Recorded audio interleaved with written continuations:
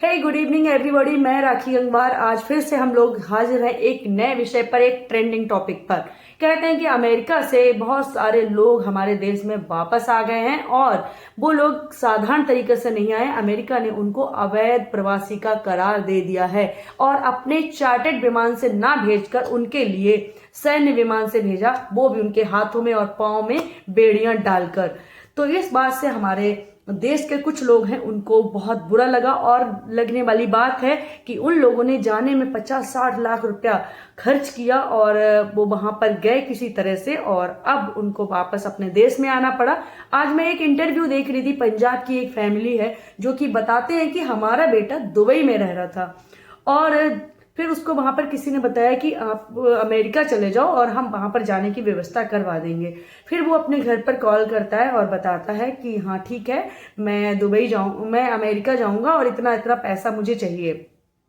घर वाले जमीन बेचकर, अपनी जो उनकी भैंसें थी उनको बेचकर और गहने बेचकर, कुछ रिश्तेदारों से पैसा लेकर 50-60 लाख रुपए जो कि मतलब अरेंजमेंट करके अपने बेटे को देते हैं और वो वहां से अमेरिका चला जाता है।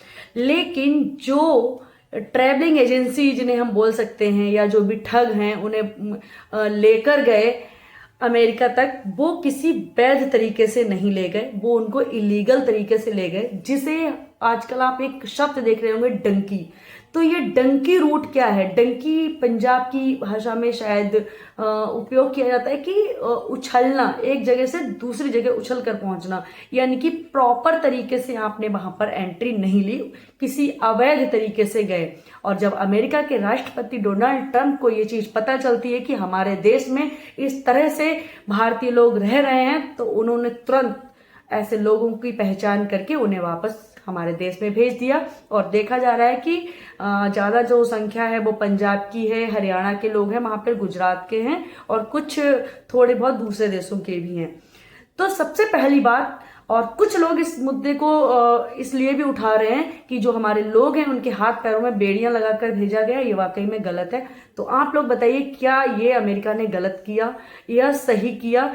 क्या किसी देश में इस तरह से घुसपैठिया बनकर या अवैध रूप से प्रवास करना ठीक है? हालांकि उनकी जो भी मंशा थी, अभी एक छोटा सा एग्जाम्पल देना चाहूंगी।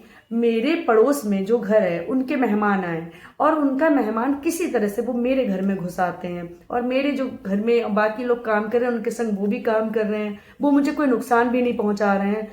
लेकिन जब वो मेरी मर्जी के बिना आए हैं, बिना मुझसे पूछे आए हैं, तो फिर मैं क्या करूंगी? उनको घर से बाहर निकालूंगी या घर में रहने दूंगी? ये एक छोटा सा एग्जाम्पल है समझने के लिए। बाकी कि ये वीडियो किसी भी सरकार के पक्ष या विपक्ष में बिल्कुल नहीं बनाया गया है। उन लोगों से पूरी हमदर्दी है जिनके संग इस तरह का बर्ताव किया गया है। लेकिन एक चीज कि या सक्सेस का कोई शॉर्टकट नहीं होता। हमें जो भी काम करने चाहिए वो पूरी तरह से सोच समझ कर करने चाहिए कि भविष्य में हमें किसी तरह का कोई जोखिम उठाना ना पड़े। और किसी भी देश में अवैध प्रवास वाकई में अवैध है, इलीगल है। Thank you so much.